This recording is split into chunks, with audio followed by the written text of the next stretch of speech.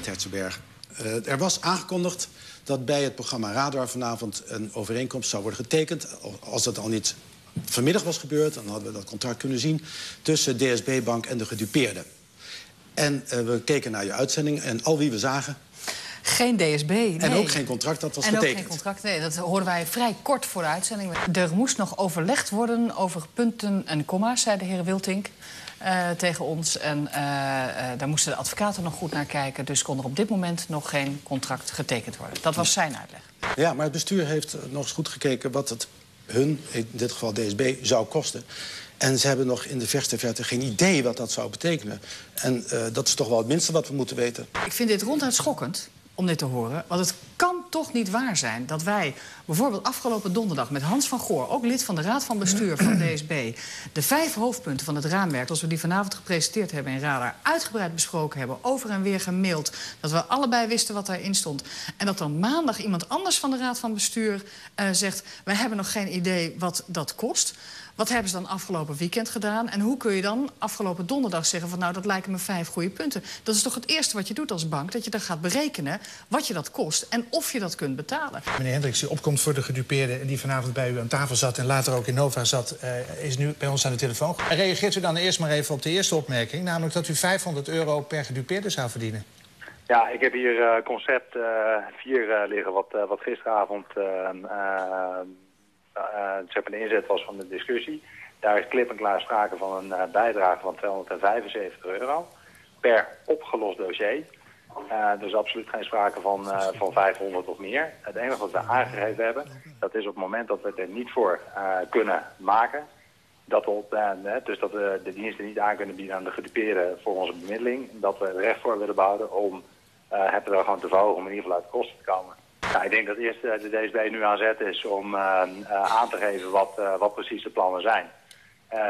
Ik wil dan toch wel graag op de hoogte gehouden worden van wat nou precies de inhoud is van het weigeren van DSB-bank om het contract te ondertekenen. Want er zijn nou een aantal versies in de omloop.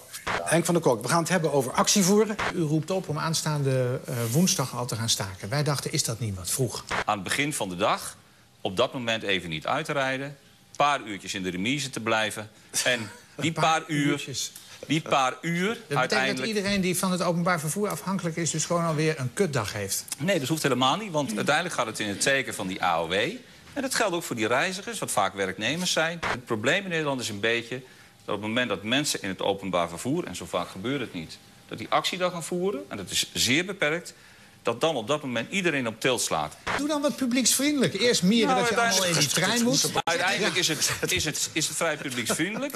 Het is toch heerlijk als je tot 67 kan werken? Ja, maar ik ben 75, het is het mooiste wat er is om te werken. Hoeveel meisjes werken er nog na een 65? Dat komt door. Maar meneer Heus, hoeveel zijn dat er? Niet zoveel meer. Nee. Laten we het hebben over Oog om Oog. Want zo heet het toneelstuk. Je vindt het natuurlijk vast vervelend als we meteen Dead Man Walking noemen. Maar dat is de film zoals veel mensen hem kennen. En dat is eigenlijk, beide zijn gebaseerd op hetzelfde boek. Op het boek. Ja, het boek van zuster Préjean, ja. En dit is een toneelbewerking van Marcel. En die zuster Préjean, dat is de non. Ja. Die leeft ook nog, hè? Ja, ze leeft nog steeds, ja. Zoals ze nu is ze inmiddels een door de wol geverfde, vrij profane, op de wereld gerichte vrouw.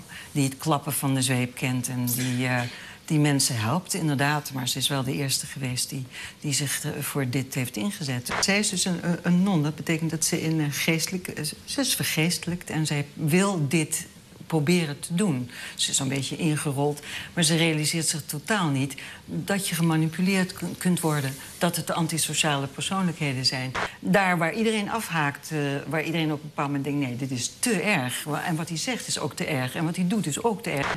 Dat ze de kracht vinden om juist sterker te worden. Een soort diepe grondliefde vinden. En daarom wil ik dit stuk spelen. Hoogst tijd om het te hebben over Jaap Jum. Wat was de reden dat Jaap Jum zo'n razend succes is geworden? Omdat de eerste club was die kwaliteit bracht, wel voor veel geld, maar kwaliteit bracht naar de mensen. En dat de mensen het konden vertrouwen. Want de seksclubs komen uit een groezelige situatie. En ik heb daar, denk ik, als eerste dus verandering in gebracht. Ja. Hoe kan het uit de hand lopen als Klaas Bruinsma in de zaak is? Wat gebeurt er dan? Nou, dan gaat hij zijn eigen regie voeren. Dan gaat hij de sluitingstijden negeren. Dan gaat hij zitten op plaatsen waar hij op dat moment niet hoort te zitten. Dan gaat hij de meisjes manipuleren terwijl ze met andere heren bezig zijn. U was totaal de regie kwijt aan het eind. Ja. Er waren gewoon andere criminelen. Die waren gewoon de baas en die bepaalden gewoon wat er gebeurde. Ja. Daarom wilde u van de zaak af. Ik moest van de zaak omdat ik dus afgeperst werd. Wat moest u betalen? Ik moest 2 miljoen betalen. Ik heb me voorgenomen in mijn leven... Ik heb nog nooit €1 betaald of een gulden betaald vroeger. En ik zou ook nooit betalen. Dus voor mij was de enige keus de zaak sluiten. Wat intens treurig is dat Amsterdam nu zonder zo'n zaak als Jaap Jum verder moet gaan. Want Amsterdam staat als zakenstad hoog aangeschreven. We zijn een paar plaatsen gezakt. Ik kan me voorstellen dat het misschien wel komt met geen Jaap Jum.